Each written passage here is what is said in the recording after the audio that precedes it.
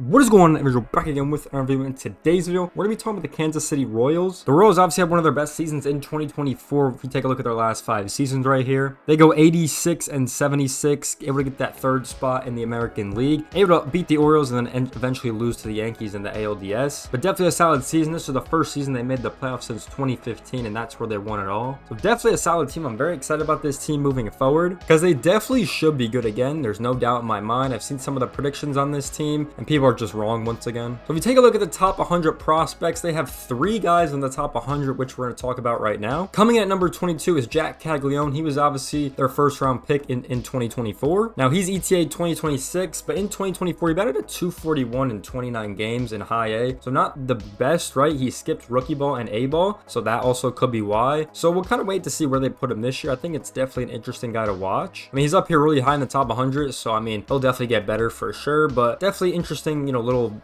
29 games that he did play in 2024. So coming at number 48 on the top 100 is Blake Mitchell. He was obviously drafted in 2023 in the first round by the Royals. In 2024, he did not play well, played 111 games, batted at 232, and that was in A ball and high A, and just really didn't have a good performance at all. Even in rookie ball, he didn't really hit well, so he's not adjusting well to the minor leagues as he did high school, which is kind of unfortunate. He's still ranked 48 on the top 100 somehow, so maybe he could turn around in 2025. I'm not totally sure, but definitely not feeling too confident about Blake Mitchell moving forward. All right, so coming at number 86 in the top 100 is Carter Jensen. He's obviously a catcher in AA. His ETA is 2026. Taking a look at his 2024 campaign, batted at 259, which isn't horrible. Obviously played a lot better in the high A at 271. And then in AA had a 41 game sample size, 233. So probably he'll stick in AA if I had to guess. But not a horrible year, but the prospects in the Royals are just not looking like they're gonna get called up immediately. Obviously these guys have lots of times to develop, but even him, I think he's gonna be back in AA. So very interesting sets of players they have in the top 100. Yeah, so the prospects aren't looking incredibly hot in Kansas City, but luckily they can sign players. But let's look at this team's contracts moving forward. Bobby Witt Jr. is still on that massive extension, which I'm so glad he signed. He's obviously guaranteed here for 7 more seasons, or at least 6 more seasons now. And then he's got this weird player team opt-out for the next couple of seasons. So it's very interesting taking a look at it. For 31, 32, 33, and 34, he has a player option. And then for 35, 36, he has a team option. So it's a very interesting structured contract. He'll obviously be here for a decent amount of time, so nothing to worry about. Salvador Perez could be on his last season with the Royals. He's obviously has a team option in 26, so we'll see where that goes. Michael Walker is also here for 3 more seasons in 28. He also has a team option. And then this could be Seth Lugo's last season. I kind of doubt it because he's got a player option for 26, so they will probably extend that, to be honest. Hunter Renfroe is on this team for 1 more season before he's a free agent. Jonathan India, obviously newly acquired, is on this team for 2 more seasons. And then Chris Stratton also has a contract, and then pretty much everyone else is in arbitration on the team. So we got a couple guys on this team that might leave as well. Also, Michael Lorenzen is also not on here because he hasn't been put in a baseball reference yet, but he also did re-sign with this team as well, who's also on a contract. But pretty much everyone else is in that arbitration mode right now. And they were paying 2 buyouts here. They're paying Adam Frazier's buyout and Hunter Dozier's buyout for $3.5 million. But taking a look, the money committed to the team right now is 83.7. This is supposed to get up to 108.3. And this is definitely gonna be a little bit more with the other contracts they still need to get in, especially the arbitration will probably be a little bit more. But yeah, definitely solid for the Royals. And I think this team on paper is really good. Let's take a look at their current roster right now. I mean, when you take a look at this whole team and everything like that, Seth Lugo, Cole Reagans, Michael Walker, and then Michael Lorenzo obviously is going to be on here. So I mean, that's a solid 4 for sure. I like that 4 a lot. And then you also have a couple other guys you could fill in for the 5th spot or move him to the bullpen. Taking a look at that said bullpen, they do have him in the bullpen, which is kind of interesting. I don't know why he's down here. He should be a starting pitcher, but Lorenzen is here. And then there are other guys in the bullpen, like they got Carlos Estes, obviously. That was one of their big signings that they got. So the bullpen's not horrible at all. We'll definitely see how this team performs. And honestly, I think they did shock a lot of people, in the whole Orioles series. And even versus the Yankees a little bit. I know they didn't look as strong in that one, but the game they did win, they did play well. But let's take a look at the starting 9. Obviously, we know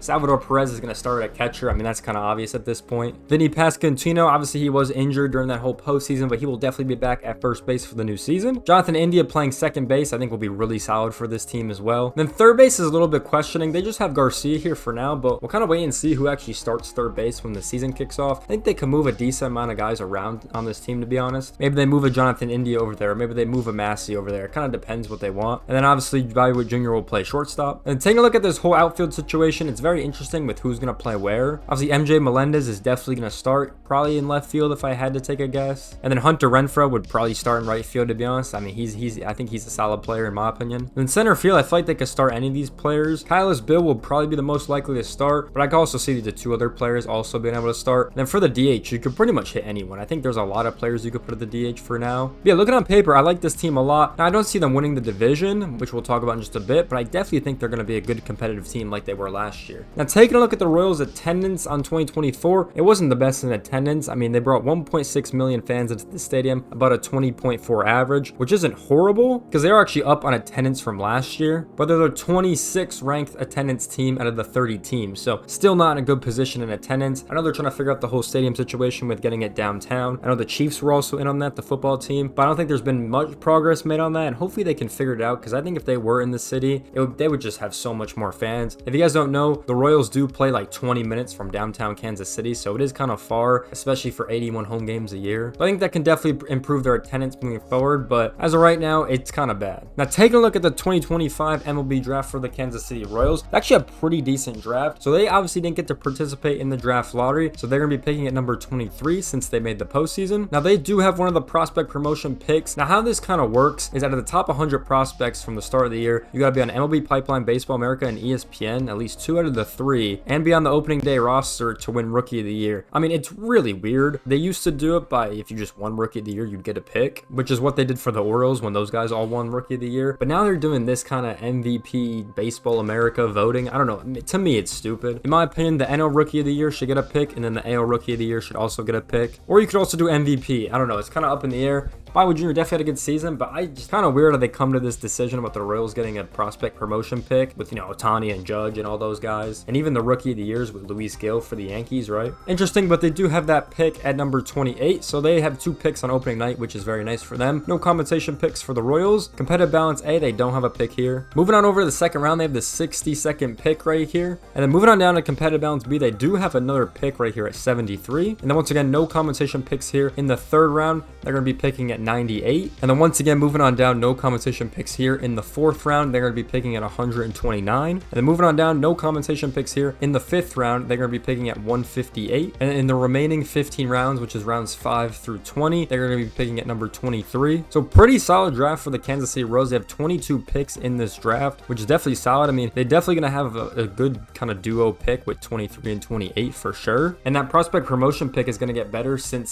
some of the teams have a 10-place pick penalty for luxury tax. Obviously being the Mets, Dodgers, and Yankees, which is nice. But my prediction for the Kansas City Royals, I do think this team's going to be well. I think they should make the playoffs again. I think they should play a little bit better to make the playoffs. 86 wins, I feel like is kind of low to make the playoffs, especially when you had teams like Seattle and Boston pretty close to that. Definitely Boston has gotten way better. And who knows, Seattle could always be a spoiler team moving forward. And even some of the teams that made the playoffs, like the Tigers, like the Orioles, those teams should be better as well. So I think they do have to step it up a little bit, but I do think they get back to the postseason. I do think it's going to be a wild card spot. I don't really see them winning the division over Cleveland or Detroit. But I think to make the playoffs, they do have to win more games. I want to say 88 might be the next threshold. 89 kind of might be the next threshold. I think that's what they need to get to again to try to make the playoffs. But that's my thoughts on this Royals team. Let me hear your guys' thoughts on this Royals team in the comment section down below. Where do you guys have this team? Do you guys think this team improved? Do you think they're going to play as good as they did last year? Let me know in the comment section down below. And with that being said, I hope you guys enjoyed this video. Make sure you guys like, comment, subscribe. I'll see you guys in the next one. Peace out, everyone.